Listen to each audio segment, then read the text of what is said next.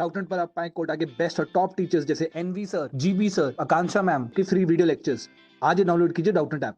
Hello everyone. तो आज का जो हमारा चैप्टर है वो है आपका सरफेस केमिस्ट्री। तो देखिए, ये जो आपका चैप्टर है फिजिकल केमिस्ट्री का, यह आपका बहुत ही ज़्यादा कैसा है, थ्योरेटिकल चैप्टर है। ठीक है, मतलब ऐसा कुछ नहीं है। मोस्टली अगर हम फिजिकल केमिस्ट्री की जब भी बात करते हैं तो हमें हमारे दिमाग में क्या आता है कि ठीक है, वहाँ पे क्या होंगे, आपके न्यूमेरिकल्स होंगे। ठीक है, और न्यूमेरिकल्स हमें क्या करने हैं, आपके सॉल्व करने हैं। बट इस चैप्टर में आपका ऐसा बिल्कुल भी नहीं है। ये चैप्टर कम्प्लीटली आपका थ्योरेटिकल चैप्टर है। न्यूमेरिकल यहाँ पर आपके नहीं आते हैं। इवन जो आपके एक दो आइसोथर्म्स हैं वहाँ से भी न्यूमेरिकल नहीं आता। अगर उन पे क्वेश्चन आ भी जाता है तो आपका ग्राफ से रिलेटेड क्वेश्चन आ जाता है, या फिर उनका जो फॉर्मूला है उसी पे रिलेटेड कुछ क्वेश्चन पूछ लेते हैं। पूरा थ्योरेटिकल चैप्टर है। यहाँ पे आपको चीज़ों को पढ़ना पड़ेगा, रिवाइज करना पड़ेगा कि क्या टर्म्स होती हैं। ठीक है, जैसे आपके कॉलॉइड्स हैं। ठीक है, तो जो आपके कॉलॉइड्स हैं ये क्या होते हैं। देन फर्दर हम जो आपके कॉलॉइड्स हैं इनको भी 3 कैटेगरीज पे डिवाइड करते हैं। मतलब क्लासिफिकेशन भी 3 बेसिस पे करते हैं। तो डिफरेंट डिफरेंट क्लासिफिकेशंस होती हैं। तो ये सारी ही चीज़ें आपकी कैसी हैं, पढ़ने वाली चीज़ें हैं जो कि हमें पता होनी चाहिए। ठीक है, तो चलिए ये सबसे पहले इस चैप्टर को स्टार्ट करते हैं। तो देखिए, अब इस चैप्टर में अगर मैं बात करूँ तो यहाँ पर हम किसकी बात करते हैं, एड्सॉर्प्शन। ठीक है, अब सबसे पहले जो मेन चीज़ जो आपको कंफ्यूज करती है वो ये है कि एड्सॉर्प्शन और एब्जॉर्प्शन 2 टर्म्स हैं। देखिए, ध्यान से देखिएगा। एक मैं क्या बोल रही हूँ आपको, एब्जॉर्प्शन, और एक क्या मैंने बोला, एड्सॉर्प्शन। इन दोनों टर्म्स में क्या फ़र्क है। सबसे पहले अगर मैं इसकी बात करूं तो देखिए, जो आपका एड्सॉर्प्शन है ये क्या होता है, आपका एक सरफेस फिनोमेना होता है। मतलब कि जो आपका एड्सॉर्प्शन, एड्सॉर्ब का मतलब है कोई भी चीज़ आकर के वहाँ पे एड्सॉर्ब हो रही है, सोख रही है उस चीज़ में। ठीक है, तो ये क्या होता है, आपका सरफेस पे होता है। जबकि जो आपका एब्जॉर्प्शन है ये आपका एक बल्क फिनोमेना होता है। मतलब कंप्लीट जितना भी सरफेस एरिया है उस पूरे ही एरिया में इसका इफेक्ट आपको देखने को मिलता है। मतलब पूरा ही जो आपका मटेरियल है उसके कंप्लीट जाता है, और ये सिर्फ सरफेस पे। मतलब कि सरफेस से क्या कहने का मतलब क्या है मेरा, जैसे कि आपका कोई भी मटेरियल लाइक स्पंज होता है आपका। ठीक है, स्पंज में क्या होते हैं, आपके छोटे छोटे होल्स होते हैं। इस टाइप से छोटे छोटे होल्स होते हैं। अब हमने कोई भी यहाँ वहाँ पर एक मटेरियल डाल दिया, कोई भी मान लो गैस ही डाल दी मैंने, ये आपका सॉलिड था, यहाँ पे आपकी कोई गैस आई। अब वो गैस क्या करेगी, जो छोटे छोटे होल्स है वहाँ पर जाकर के क्या हो जाएगी, एड्सॉर्ब होगी। अब जो गैस है वो सिर्फ जो सरफेस पे जितने होल्स उसको नज़र आ रहे हैं वो सिर्फ उन्हीं में जाकर के एड्सॉर्ब होगी, उसके ज़्यादा अंदर तक एड्सॉर्ब नहीं हो सकती। बट अगर एब्जॉर्प्शन होता तो मतलब जितना भी आपका पूरा मटेरियल है उस पूरे के अंदर ही वो कंपाउंड जाकर के एब्जॉर्ब हो जाता, लाइक वाटर।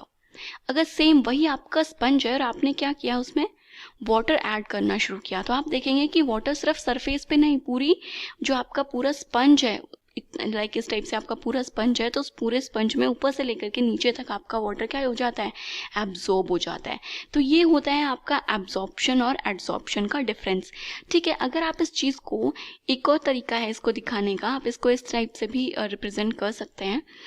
लाइक एड्सॉर्प्शन मैंने क्या बोला, सरफेस फिनोमिना है। मतलब जो अगर ये आपका कोई भी मटेरियल है तो इसकी जो सरफेस है, इस सरफेस पे क्या होंगे, जो आपके पार्टिकल्स हैं वो आकर के आपके क्या हो गए, इस टाइप से एड्सॉर्ब हो गए। जबकि अगर मैं एब्जॉर्प्शन की बात करूं तो जो आपका एब्जॉर्प्शन है वो क्या होता है, आपका थ्रू आउट द बॉडी। मतलब कंप्लीट जितना भी आपका मटेरियल है उसके अंदर एड्सॉर्ब हो जाते हैं, एब्जॉर्ब हो जाते हैं, इस टाइप से। This is the difference. Okay, तो ये तो था मेन आपका, एक बार एड्सॉर्प्शन और एब्जॉर्प्शन बताया हमने कि वो होता क्या है। अब अगर ये बात करें कि जो आपका एड्सॉर्प्शन है ये किस पे डिपेंड करता है, कब आपका एड्सॉर्प्शन इंक्रीज होगा। देखिए, अगर आपने सरफेस एरिया को इंक्रीज किया तो एड्सॉर्प्शन पे क्या फ़र्क पड़ेगा। अब सिंपल सी बात है, अगर आपका सरफेस इतना है तो सिर्फ इसी सरफेस पर आकर के जो आपकी गैस है वो क्या होगी, एड्सॉर्ब होगी। बट वहीं पर मैंने सरफेस एरिया को इंक्रीज कर दिया, अब मैंने सरफेस एरिया इतना कर दिया, तो यहाँ पे आपका ज़्यादा अमाउंट ऑफ गैस एड्सॉर्ब होगा। तो मतलब जैसे ही मैंने सरफेस एरिया इंक्रीज किया, आपकी गैस क्या हो रही है, वहाँ पे ज़्यादा अमाउंट में जाकर के एड्सॉर्ब हो रही है। दैट मीन्स जो आपका एड्सॉर्प्शन है वो क्या हो रहा है, वहाँ पे इंक्रीज हो रहा है। ठीक है। उसके बाद अगर टेम्परेचर और प्रेशर की टर्म्स में बात करूं कि टेम्परेचर और प्रेशर के साथ आपका एड्सॉर्प्शन इंक्रीज होगा या फिर डिक्रीज होगा, आप खुद ही सोच के देखिए। आपने टेम्परेचर क्या कर दिया, इंक्रीज कर दिया। टेम्परेचर इंक्रीज करने का इनडायरेक्टली मतलब है कि जो आपके गैस मॉलिक्यूल्स हैं आपने उनको क्या प्रोवाइड करा दी, एनर्जी प्रोवाइड करा दी। अब उनके पास एनर्जी ज़्यादा है तो वो इस सरफेस पर आकर के क्यों एड्सॉर्ब होंगे, बिकॉज एक बार अगर वो इस सरफेस पे आ गए तो वो यहाँ से जा नहीं सकते, वो तो सरफेस के अंदर चले जाएंगे, राइट, मतलब सरफेस पे चले गए। तो इस वजह से जब किसी भी चीज़ को अगर एनर्जी मिल रही है तो वो फ्रीली घूमना चाहेगी। तो जो आपके गैस मॉलिक्यूल्स हैं वो क्या होंगे, आपके इधर उधर डिस्पर्स हो जाएंगे और वो सरफेस पे इतनी जल्दी एड्सॉर्ब नहीं होंगी। तो जैसे आप टेम्परेचर इंक्रीज करते हो जो आपका एड्सॉर्प्शन है वो क्या हो जाता है, डिक्रीज हो जाता है। उसके बाद आता है आपका प्रेशर। अब प्रेशर अगर इंक्रीज करोगे तो आपका जो एड्सॉर्प्शन है वो भी क्या होगा, इंक्रीज होगा। रीज़न, ये सरफेस है, ठीक है, मान लीजिए यहाँ पे आपके क्या है, गैस मॉलिक्यूल्स। अभी आपके गैस मॉलिक्यूल्स आराम आराम से धीरे धीरे यहाँ पे आते हैं, बट मैंने ऊपर से क्या कर दिया, उन गैस मॉलिक्यूल्स पे धक्का लगा दिया, तो वो क्या होंगे, एकदम से जल्दी से आकर के यहाँ पे एड्सॉर्ब हो जाएंगे।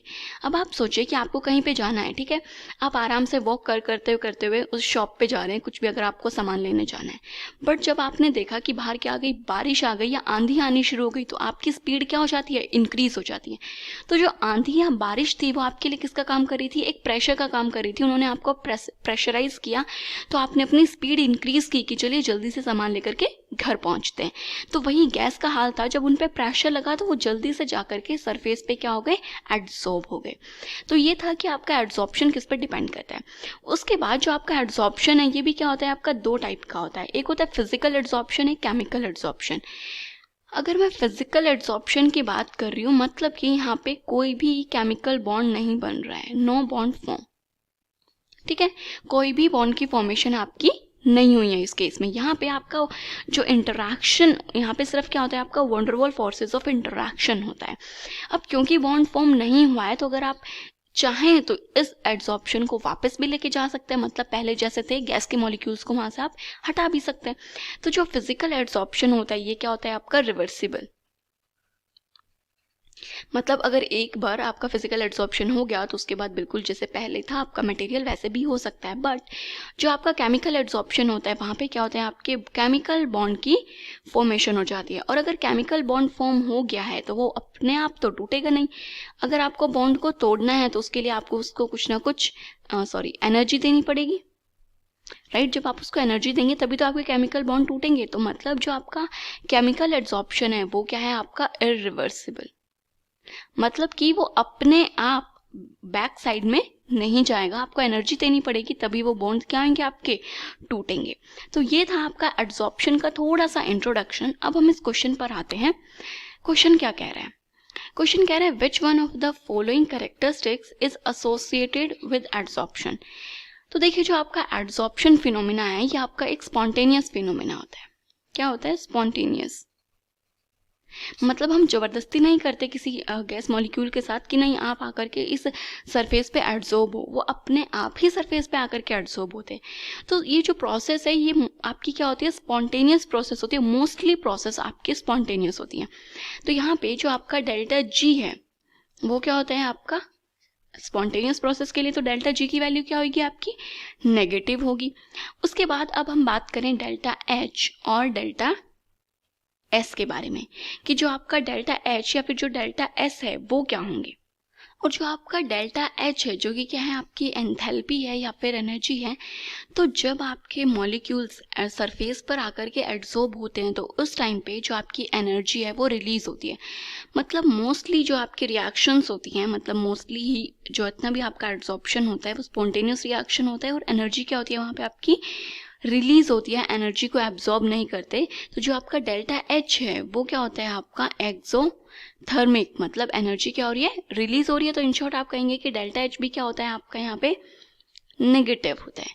अब बात की जाए डेल्टा एस की, जो कि आपकी एक क्या है, एंट्रोपी है। अब आप देखिए पहले आपके गैस के मॉलिक्यूल्स क्या थे, रैंडमली घूम रहे थे, ठीक है, इधर उधर आपके मॉलिक्यूल्स यहाँ पे घूम रहे थे। बाद में एड्सॉर्प्शन हुई तो क्या हुआ, ये आपकी एक सरफेस थी, यही गैस के मॉलिक्यूल्स इस सरफेस पर आकर के फिट हो गए।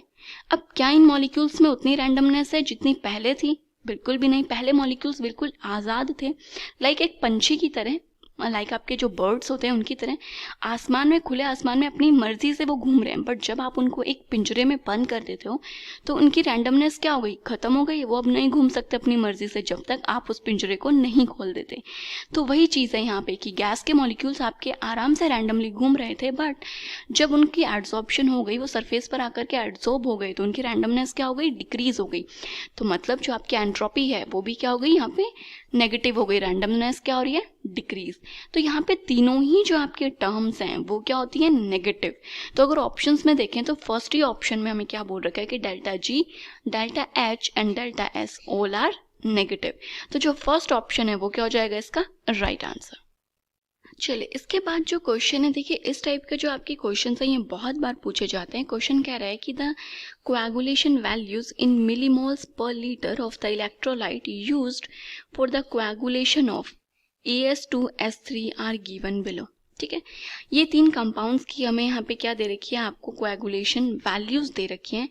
आपको क्या बताना है, करेक्ट ऑर्डर बताना है किसका, कोएगुलेटिंग पावर का। तो देखिए जो आपकी कोएगुलेशन वैल्यू होती है वो क्या होती है, आपके जो कोएगुलेटिंग पावर है उसके जस्ट इनवर्सली प्रोपोर्शनल होती है। जो आपकी कोएगुलेशन वैल्यू है ये आपकी जो कोएगुलेटिंग पावर है उसके क्या है, आपकी इनवर्सली प्रोपोर्शनल है। अब यहाँ पर जो कोएगुलेशन वैल्यूज हैं वो तो हमें दे रखी हैं इन मिलीमोल्स पर लीटर, बट हमें किसका ऑर्डर बताना है, कोएगुलेटिंग पावर का। तो मतलब जो कोएगुलेशन के वैल्यूज दे रखे हैं उससे जस्ट रिवर्स ऑर्डर आप लगा दीजिए। तो अगर सबसे पहले मैं कोएगुलेशन वैल्यू का क्या ऑर्डर दे रखा है वो बात करें तो सबसे हाईएस्ट है 52, दैट इज फॉर NaCl। तो मतलब NaCl की कोएगुलेशन सबसे ज़्यादा है, मतलब फर्स्ट कंपाउंड की सबसे ज़्यादा। उसके बाद है 0.69, मतलब कि सेकेंड कंपाउंड जो कि है आपका बेरियम क्लोराइड, और लास्ट में आ रहा है आपका थर्ड जो है मैग्नीशियम सल्फेट, राइट। तो ये कोएगुलेशन वैल्यू थी, बट हम बात कर रहे हैं कोएगुलेटिंग पावर की जो कि इसका जस्ट रिवर्स होगी। तो मतलब 3, 2, 1 ये क्या हो जाएगा आपका ऑर्डर। ऑप्शंस अगर देखेंगे तो यहाँ पे जो आपका सी ऑप्शन है वो क्या कर रहा है, इससे मैच कर रहा है। ओके एंड एक और चीज़, अगर आपको इस टाइप से वैल्यूज़ यहाँ पर तो दी हुई हैं, बट अगर आपको वैल्यूज़ ना दी हुई हो उस केस में आप इस क्वेश्चन को कैसे, इस टाइप के क्वेश्चंस को कैसे सॉल्व कर सकते हैं। तो देखिए जो आपकी कोएगुलेटिंग पावर है इसके लिए आपको एक रूल दिया गया था। ठीक है, आपको क्या मिला था, यहाँ पर एक रूल दिया गया था और उस रूल को हम क्या बोलते हैं, हार्डी-स्किल्स रूल। ये रूल क्या कहता है कि जितनी ज़्यादा आपका जो इलेक्ट्रोलाइट है उसके पे जितनी ज़्यादा वैलेंसी होगी आपकी कोएगुलेटिंग पावर उसके डायरेक्टली प्रोपोर्शनल होती है। तो मतलब जो आपकी कोएगुलेटिंग पावर है किसी भी आयन की वो डायरेक्टली प्रोपोर्शनल है टू इट्स वैलेंसी, या फिर कितना उस पर चार्ज है। लाइक अगर आपका NaCl और BaCl में ही बात करूं तो क्योंकि क्लोराइड है ये आपका कॉमन है, हम सिर्फ जो आपकी कैटायन पे चार्ज है उसको कंसिडर करेंगे। तो ये है आपका Na पॉजिटिव और ये क्या है आपका बेरिलियम 2+। क्योंकि बेरिलियम 2+ वैलेंसी क्या है इसकी ज़्यादा है, चार्ज क्या है इस पे हाई है, तो बेरिलियम 2+ की कोएगुलेटिंग पावर क्या होगी आपकी ज़्यादा होगी। और यहाँ पे भी आपको क्लियरली दिख रहा है कि जो सेकंड कंपाउंड है उसकी कोएगुलेटिंग पावर फर्स्ट से ज़्यादा है। तो इस टाइप से भी इस मेथड को यूज़ करते हुए भी आप क्वेश्चंस सॉल्व कर सकते हैं। देन उसके बाद अगर कोएगुलेशन वैल्यू पूछ लेता है तो आपको पता होना चाहिए कि जो आपकी कोएगुलेशन वैल्यू है वो कोएगुलेटिंग पावर के क्या होती है, इन्वर्सली प्रोपोर्शनल होती है। देखिए नेक्स्ट जो आपका क्वेश्चन है ये किस पे है, आपका फ्रेंडलिच एड्सॉर्प्शन आइसोथर्म पे।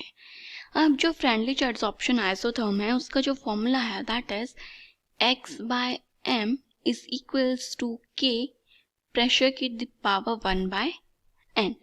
और जो ये आपका n है इस n की वैल्यू क्या होनी चाहिए, आपकी ग्रेटर देन 1 होनी चाहिए। ठीक है, ये आपका जो फ्रेंडलिच एड्सॉर्प्शन आइसोथर्म है उन्होंने ये चीज़ बताई थी। उसके बाद बात करें अगर आपका x और m क्या है, तो देखिए यहाँ पे जो आपका x है ये क्या है, मास ऑफ गैस, कि कितना अमाउंट गैस का एड्सॉर्ब हुआ है, एड्सॉर्ब्ड किस पे, जो आपका m क्या है, आपका एक एड्सॉर्बेंट है, उस एड्सॉर्बेंट पे कितना अमाउंट, मतलब मान लीजिए मैंने कोई भी कंपाउंड कंसिडर किया, कोई भी एक मटेरियल कंसिडर किया, ठीक है, इसका जो ये आपका एड्सॉर्बेंट होता है, ये क्या है आपका एड्सोर्बेंट, और जो एड्सॉर्ब हो रहा होता है वो क्या होता है आपका एड्सोर्बेट। मतलब कैसे यहाँ पे आपका एड्सोर्बेट है या आपका एड्सोर्बेंट है। इस एड्सोर्बेंट में मान लीजिए आपके जो सरफेस है उस पर कम से कम मैंने बोले 15 होल्स थे, तो आपकी गैस इन्हीं 15 होल्स में ही तो एड्सॉर्ब हो सकती है।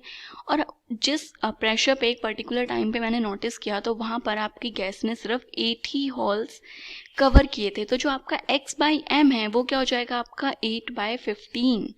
मतलब टोटल कितने स्पेस था उनके पास एड्सॉर्ब होने के लिए और कितने में ही वो एड्सॉर्ब हुए, दैट इज x/m। ठीक है, तो मैंने भी यहाँ पे क्या कहा कि जो आपका x है वो मास है कि आपकी कितनी गैस एड्सॉर्ब हुई किस पे, एड्सोर्बेंट पे, दैट इज x/m के p की पावर 1/n। तो ये तो क्या हो गया आपका फ्रेंडलिच एड्सॉर्प्शन आइसोथर्म, ये हमें कहता है। उसके बाद यहाँ पे जो आपका क्वेश्चन है, देखिए वो क्वेश्चन तो आपका डायरेक्टली यहीं से सॉल्व हो गया, क्योंकि उसके बाद हमसे जो क्वेश्चन है वो क्या पूछ रहा है। क्वेश्चन कह रहा है कि द वैल्यू ऑफ 1/n, आपको 1/n की वैल्यू बतानी है। मैंने बोल दिया कि जो आपका n है वो ग्रेटर देन क्या होगा 1 होगा। तो अगर आप इसको 1/n कंसिडर करेंगे, ये 1/n की वैल्यू आपको निकालनी है। n की वैल्यू हमेशा 1 से बड़ी होगी, मतलब 2 हो सकती है, 3 हो सकती है, 4 हो सकती है। 1/2 क्या होगा 0.5, राइट। 1/4 क्या हो जाएगा 0.25। तो मतलब इसके बाद जो आपकी 1/n की वैल्यू आएगी वो कहीं 0 से 1 के बीच में ही आपकी लाई करेगी सभी केसेस में। तो जो आपका ऑप्शन है वो तो हो गया correct A, between 0 and 1 in all cases. Okay, अब देखिए जो आपका नेक्स्ट क्वेश्चन है ये क्या कह रहा है, कह रहा है कि for adsorption of a gas on a solid, कह रहा है कि आपका एक सॉलिड है उस पर आपकी गैस एड्सॉर्ब हो रही है। तो आपको प्लॉट मतलब कि ग्राफ बनाना है यहाँ पे किसका, log x/m versus log p is linear. Graph क्या है आपका लीनियर है विद स्लोप इक्वल्स टू। तो आपकी स्लोप किसके इक्वल होगी वो आपको यहाँ पे हमें बताना है। और कह रहा है कि n जो है वो आपका एक होल नंबर कंसिडर करना है यहाँ पे। तो देखिए जो आपका फ्रेंडलिच एड्सॉर्प्शन आइसोथर्म है वहां से आपको एक फॉर्मूला मिलता है, that is x/m is equals to k p to the power 1/n। अब इन्होंने क्या बोला है, log x/m वर्सेस आपका प्लॉट है। तो हम पहले इस टर्म जो ये आपकी इक्वेशन है इसका क्या करेंगे, log ले लेते हैं। तो अगर दोनों साइड log लोगे तो ये आ जाएगा आपका log x/m is equals to, जब मल्टीप्लीकेशन होती है दो टर्म्स जब उनका log लेते हैं तो वो क्या आते हैं आपके एडिशन में। तो ये हो जाएगा आपका log k प्लस अब आएगा आपका log p की पावर 1/n। और आपको पता है log में जब किसी की पावर होती है तो पावर आपकी क्या जाती है, आगे आ जाती है। तो ये हो गया log x/m equals to log k plus 1/n log p। अब जो आपका ग्राफ है वो किसके वर्सेस प्लॉट किया है हमने, log x/m versus log p। मतलब log x/m versus log p हमने ग्राफ प्लॉट किया। तो जो आपका ग्राफ है वो कुछ आपने इस टाइप से प्लॉट किया होगा, ठीक है। और जो आपका ग्राफ है वो क्या बोल रहा है कि आपका एक लीनियर ग्राफ आता है, तो मतलब कुछ इस टाइप से आपका ग्राफ आया होगा। अब मैंने ऐसा ही ग्राफ क्यों बनाया, मतलब कि मैंने इसको यहाँ से 0 से क्यों नहीं स्टार्ट किया, क्योंकि हमारे पास यहाँ पे एक क्या है आपका इंटरसेप्ट है। रुकिए देखिए log x/m versus log p, तो मतलब y equals to mx plus C, क्योंकि ये आपकी y एक्सिस है, log p क्या है आपका x एक्सिस। तो जो आपका m है यहाँ पे, m क्या हो गई आपकी स्लोप होती है। तो log p के अलावा यहाँ पे क्या है 1/n। तो मतलब इस केस में जो आपकी स्लोप है वो क्या हो रही है आपकी 1/n है। और जो आपका log k है वो क्या है c, और c को हम क्या बोलते हैं, ये होता है आपका इंटरसेप्ट। तो ये जो डिस्टेंस है आपका ये क्या है आपका इंटरसेप्ट है, that is log k। And अगर यहाँ से आप इसकी स्लोप कैलकुलेट करेंगे तो ये आ गई आपकी स्लोप जो कि क्या है आपकी 1/n। और इन्होंने हमसे क्या पूछा था, स्लोप ही पूछी थी कि जो आपकी स्लोप है वो क्या होगी, किसकी इक्वल होगी, वो आपको बताना है। तो देखिए जो आपका डी ऑप्शन है वो क्या हो जाएगा हमारे आंसर से मैच। अब देखिए जब आप कोई सॉल्यूशन बनाते हैं तो जो आपका सॉल्यूशन है वो आपका 3 टाइप का बनता है। एक हम बोलते हैं ट्रू सॉल्यूशन, मतलब वो आपका बिल्कुल एग्जैक्ट एक सॉल्यूशन होता है, जैसे आपने शुगर और वाटर का सॉल्यूशन बनाया, दैट इज़ क्या होता है आपका एक ट्रू सॉल्यूशन। जो आपका ट्रू सॉल्यूशन होता है उसमें जो आपका पार्टिकल का साइज है वो क्या होता है आपका लेस देन 1 नैनोमीटर, ठीक है। देन आपका एक आता है कॉलॉइड्स और एक होता है आपका सस्पेंशन, ठीक है। अब अगर मैं कॉलॉइड्स की बात करूं तो जो यहाँ पे आपके कॉलॉइड्स हैं ये आता है आपका साइज 1 नैनोमीटर से 100 नैनोमीटर, और जो आपका सस्पेंशन है उसमें साइज आपका ग्रेटर देन 100 नैनोमीटर आता है। तो जो आपके कॉलॉइड्स हैं उनमें जो पार्टिकल का साइज है वो आपका 1 नैनोमीटर से क्या होता है आपका 100 नैनोमीटर में आता है। और जो आपके कॉलॉइड्स होते हैं ये क्या होता है आपका एक हेट्रोजीनियस सिस्टम होता है जहाँ पर आपका एक जो सब्सटेंस है वो डिस्पर्स हो जाता है एक बहुत ही फाइन, जो दूसरा सब्सटेंस है जिसके बहुत ही फाइन पार्टिकल्स होते हैं जिसको हम बोलते हैं डिस्पर्शन मीडियम, उसमें वो डिस्पर्स हो जाता है जा करके। अब जो आपके कॉलॉइड्स हैं इनको हमने फर्दर काफ़ी टाइप से क्लासीफाई हुए हैं। आपके जो कॉलॉइड्स हैं इनको हम 3 तरीके से क्लासीफाई करते हैं, जो कि मैंने आपको स्टार्टिंग में भी बताया था। 3 बेसिस पे इनको क्लासीफाई किया जाता है। जो पहला बेसिस होता है दैट इज़ आपका फिजिकल स्टेट के बेसिस पे, मतलब कि डिस्पर्स्ड फेज और डिस्पर्सन मीडियम के बेसिस पे। तो यहाँ से 8 टाइप्स पे हम इनको क्या करते हैं क्लासीफाई करते हैं, ठीक है। जिसमें से गैस इन गैस का जो आपका होता है वो प्रेजेंट नहीं होता, मतलब गैस इन गैस मतलब डिस्पर्स्ड फेस भी गैस हो, डिस्पर्शन मीडियम भी गैस हो, ये कॉम्बिनेशन हमारे पास नहीं होता। उसके अलावा solid solid solid, liquid liquid, gas, ये सारे कॉम्बिनेशंस बन करके आपके 8 कॉम्बिनेशंस बनते हैं। उसके बाद इंटरैक्शन के बेसिस पे भी आपका होता है जिसमें आपका डिस्पर्स्ड फेस और डिस्पर्शन मीडियम के बीच में क्या इंटरैक्शन है उसके बेसिस पे हम इन्हें 2 टाइप में डिवाइड करते हैं, दैट इज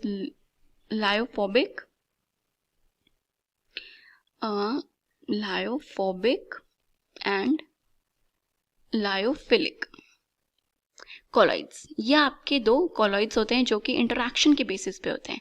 देखिए लायोफोबिक और लायोफिलिक का तो मतलब आपको बहुत अच्छे से पता है। लायोफोबिक मतलब जिसको लिक्विड से क्या है डर है, फोबिक मतलब डर है।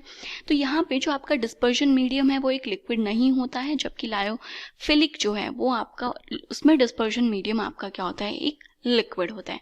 उसके बाद जो नेक्स्ट टाइप है जिस पे इनको डिवाइड किया जाता है वो होते हैं आपके पार्टिकल्स, मतलब जो डिस्पर्स्ड फेज है उसमें आपके पार्टिकल्स के टाइप के बेसिस पे। तो यहाँ पर हम इन्हें 3 टाइप से डिस्ट्रीब्यूट अप करते हैं। एक होता है आपका मल्टीमॉलिक्यूलर, एक होता है आपका मैक्रोमॉलिक्यूलर। अब जो मैक्रोमॉलिक्यूलर होता है इसमें आपके जो प्रोटीन्स होते हैं, ठीक है, प्रोटीन्स हो गए वो आ जाते हैं आपके मैक्रोमॉलिक्यूल्स में, या फिर जो आपके पॉलीमर्स हैं वो मैक्रोमॉलिक्यूल्स में आते हैं। उसके बाद आता है आपका एक एसोसिएटेड कोलाइड्स, और इन्हीं एसोसिएटेड कोलाइड्स को ही दूसरा नाम क्या दिया जाता है आपका माइसेल्स, ठीक है। तो ये एक डिफरेंट टाइप की इनकी क्लासिफिकेशन होती है। ओके, अब थोड़े से अगर इनके बारे में बात कर ली जाए एक बार, तो देखिए जो आपके लायोफिलिक जो सोल्स होते हैं ये मेनली आपके जो ऑर्गेनिक सब्सटेंसेस होते हैं वो बनाते हैं, जैसे कि आपका स्टार्च हो गया, गम हो गया, प्रोटीन्स हो गया। तो इनको हम क्या करते हैं आपका जो लिक्विड डिस्पर्शन मीडियम होता है उसमें जा करके ये आपके डिसॉल्व आउट होते हैं। जबकि जो आपके लायोफोबिक हैं जिनको हमने कहा कि आपके लिक्विड से लिक्विड में नहीं जाते इजीली, तो ये आपके मेटल्स होते हैं या फिर उन मेटल्स के सल्फाइड्स होते हैं, ये आपके लायोफोबिक सॉल्ट्स होंगे। और इसमें जैसे आपका गम हो गया, स्टार्च हो गया, जिलेटिन हो गया, ये आपके लायोफिलिक सॉल्ट्स होते हैं। उसके बाद आता है आपका जो आपके मल्टी मॉलिक्यूलर, मैक्रोमॉलिक्यूलर्स और एसोसिएटेड जो कोलाइड्स होते हैं। अगर मैं इनकी बात करूं तो देखिए अभी मैंने बताया था कि जो आपके मैक्रोमॉलिक्यूल कोलाइड्स होते हैं ये कौन से होते हैं आपके, लाइक आपका कोई भी पॉलीमर हो गया या फिर आपके जो प्रोटीन्स हैं वो होते हैं। जबकि जो आपके अगर मैं मल्टी मॉलिक्यूलर की बात करूँ, नॉट मैक्रो, मल्टी की अगर बात की जाए तो यहाँ पे आपका सल्फर है, ठीक है, या फिर गोल्ड है, ये आपके मल्टी मॉलिक्यूलर होते हैं। माइसेल्स कब फॉर्म होते हैं, मतलब एसोसिएटेड कॉलॉइड्स को ही दूसरा नाम माइसेल्स भी दिया जाता है, बट ये एक स्पेसिफिक टाइम पर या स्पेसिफिक कॉन्सेंट्रेशन पर आकर के आपके माइसेल्स की फॉर्मेशन होती है। तो मतलब यहाँ पे क्या होता है कि जो आपकी आयंस हैं वो क्या होने लग जाती है, एग्रीगेट, मतलब कि इकट्ठा होना शुरू हो जाती हैं, तब आपके मायोसेल की फॉर्मेशन होती है। और मेनली जो आपके सॉप्स होते हैं वहाँ पर ये एसोसिएटेड कोलाइड्स आपके बनते हैं। तो जब आपकी आयंस एग्रीगेट होना शुरू होती हैं एसोसिएटेड कोलाइड्स में, तो उनको हम माइसेल्स कहते हैं। और जिस कंसंट्रेशन के ऊपर माइसेल्स आपकी फॉर्म होती है, मतलब एक स्पेसिफिक कॉन्सेंट्रेशन होती है जहाँ पर माइसेल्स की फॉर्मेशन होती है, उस कॉन्सेंट्रेशन को हम बोलते हैं क्रिटिकल, क्या बोलते हैं, क्रिटिकल माइसेल कॉन्सेंट्रेशन, या फिर क्रिटिकल माइसेलाइजेशन कॉन्सेंट्रेशन, जिसको हम CMC से डिनोट करते हैं। और जिस टेम्परेचर से ऊपर माइसेल की फॉर्मेशन होती है, ठीक है, देखो जिस कॉन्सेंट्रेशन से ऊपर माइसेल फॉर्म होता है उसको CMC कहते हैं, जिस टेम्परेचर से ऊपर माइसेल की फॉर्मेशन होती है उसको हम बोलते हैं क्राफ्ट टेम्परेचर। क्या होता है वो आपका क्राफ्ट टेम्परेचर, जिसको हम K से क्या करते हैं यहाँ पे रिप्रेजेंट करते हैं। ओके, अब देखिए जो ये आपका क्वेश्चन है, fog in a colloidal solution is, तो ये जो आपकी हमने 8 टाइप्स जो हमने आपकी डिस्ट्रीब्यूट की यहाँ पे, कि जो आपका डिस्पर्शन फेज और डिस्पर्शन मीडियम के बीच में, तो जो आपका फॉग है ये कोलाइडल सॉल्यूशन होता है किसका, लिक्विड इन गैस का। फॉग की अगर मैं बात करूं तो फॉग क्या है आपका, लिक्विड इन गैस का आपका एक एग्जाम्पल है। ओके, अब आप कहेंगे लिक्विड इन गैस मतलब लिक्विड जो है ये आपका डिस्पर्स्ड फेज है, और जो गैस है यहाँ पर ये आपका डिस्पर्शन मीडियम है। अगर इसी कॉम्बिनेशन के और एग्जांपल्स की बात करूँ फॉग के अलावा, तो जैसे आपका क्लाउड हो गया, मिस्ट हो गया, जो आपकी स्प्रे होती है, तो ये सारे किसके एग्जाम्पल हैं, आपके लिक्विड इन फेज जो कोलाइडल सॉल्यूशन है उसका। और इन्होंने हमसे वही पूछा था कि जो इनका डिस्पर्शन फेज और डिस्पर्शन मीडियम है वो क्या है, that is liquid in gas. तो अगर आप ऑप्शंस देखेंगे तो देखिए जो आपको डी ऑप्शन दे रखा है वो क्या हो जाएगा इसका राइट आंसर। तो मतलब ये जो चीज़ें हैं कोलाइडल सॉल्यूशन की, ये आपको पता होना चाहिए कि किस कौन से फेज में जब मीडियम कौन सा होता है तो किस टाइप के आपके एग्जाम्पल्स होते हैं, क्योंकि ये क्या है आपका एक डायरेक्ट क्वेश्चन है। अगर आपको याद है तो आप इसको इजीली आंसर दे सकते हैं। अगर आप थोड़ा माइंड भी अगर यूज़ करें कि फॉग क्या होती है उससे रिलेट आउट करें इसको, हाँ कि एक लिक्विड है, गैस ही तो होती है ना फॉग आपकी, ऐसा तो है नहीं कि इकट्ठा होकर बैठ जाती है कहीं पे, राइट, लिक्विड भी नहीं है, बहता भी नहीं रहती, तो गैस है। बट बच्चे फिर कंफ्यूज हो जाते हैं कि वो लिक्विड इन गैस है या फिर सॉलिड इन गैस है या फिर गैस इन गैस है, तो बहुत कंफ्यूजिंग हो जाती हैं ये चीज़ें आप लोगों के लिए। तो इनके एग्जाम्पल्स तो अगर आपको याद होंगे तो आप इनको ईजिली टिक कर सकते हैं। अब देखिए जो ये आपका नेक्स्ट क्वेश्चन है, ये क्या कह रहा है कि which one of the following forms micelles in aqueous solution above certain concentration। कह रहा है कि इन चारों में से वो कौन सा कंपाउंड है जो एक्वस सॉल्यूशन में माइसेल्स की फॉर्मेशन करेगा अबाउ एक सर्टेन कॉन्सेंट्रेशन से ऊपर। तो देखिए अभी मैंने बताया था कि जो आपके माइसेल्स हैं वो कब फॉर्म होती है, मेनली आपके जो सॉप्स या फिर डिटर्जेंट्स होते हैं इनमें आपके माइसेल्स की फॉर्मेशन होती है। और जो आपके सॉप्स या डिटर्जेंट्स होते हैं उनमें क्या होता है, उनमें आपकी एक बहुत ही ज़्यादा लंबी एक हाइड्रोकार्बन चेन होती है। मतलब मैं आइडिया बता रही हूँ कि आप इसको कैसे आइडेंटिफाई कर सकते हैं। तो सॉप्स में क्या होता है, आपकी एक बहुत ही बड़ी लंबी नॉन पोलर पार्ट भी कह सकते हैं या फिर आपका हाइड्रोकार्बन चेन भी कह सकते हैं। एक ही बहुत ही बड़ा आपका नॉन पोलर पार्ट होता है, उसके बाद आपका एक पोलर पार्ट अटैच्ड होता है। यहाँ से क्या होता है, आपका पोलर पार्ट अटैच होता है। इसमें मेनली आपके या तो जो अमोनिया के जो सॉल्ट्स होते हैं, मेनली आपके अमोनियम सॉल्ट्स होते हैं। तो अगर ऑप्शन देखें, यूरिया का फॉर्मूला तो सबको पता है आपका NH2CO NH2। क्या आपको कहीं इसमें बहुत बड़ी हाइड्रोकार्बन की चेन लग रही है? हाइड्रोकार्बन की चेन से मेरा मतलब है कम से कम यहाँ पे आपकी 12 से 16 या 20 कार्बन की एक चेन होती है। तो यूरिया में तो कोई भी ऐसा नहीं है, ठीक है।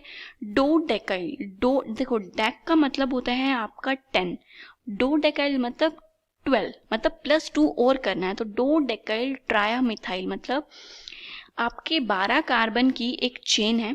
अब अमोनियम मतलब एक आपका नाइट्रोजन है, इससे 12 कार्बन अटैच्ड है और बाकी 3 आपके क्या है, ट्रायामिथाइल, तो 3 मिथाइल ग्रुप और एक क्लोराइड। तो देखिए इजीली आपको दिख रहा है कि यहाँ पर ये वाली जो चेन है काफ़ी बड़ी चेन है जो कि नॉन पोलर पार्ट हो गई।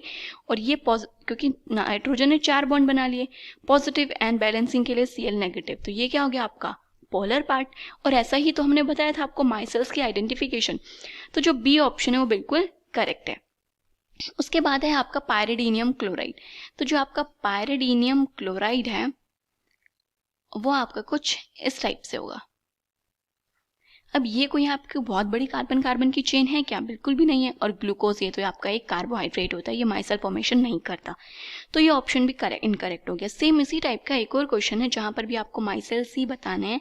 तो आप सिंपली ये ढूंढिए कि कौन सा सबसे बड़ा सॉल्ट है, और सबसे मिनिमम अगर आपको अमोनिया के सॉल्ट मिल जाते हैं तो आपको देखते ही पता चल जाएगा कि वो क्या है, आपका एक सॉप है। तो वो क्या हो जाएगा आपका राइट आंसर। तो देखिए यहाँ पे ammonium bromide, cetyl trimethyl ammonium bromide, तो ये क्या हो गया आपका। और ये ऑप्शन तो हमने बहुत बार सॉप्स के बारे में जब भी बात करते हैं मोस्टली हम इसी ऑप्शन को कंसिडर करते हैं, इसी एग्जांपल को कंसिडर करते हैं।